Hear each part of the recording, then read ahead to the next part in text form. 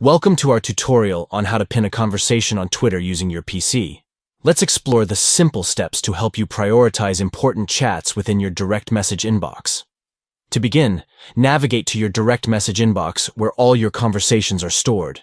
This is where you can access and manage your private messages on Twitter. Next, locate the specific conversation that you want to keep at the top of your DM inbox. Tap or click on the More icon within the conversation to reveal additional options and settings. Finally, from the menu that appears, select Pin Conversation. By choosing this option, you can ensure that the selected conversation stays pinned at the top of your direct message inbox for quick and easy access. By following these straightforward steps, you can effectively organize your conversations on Twitter and prioritize important chats that require your attention.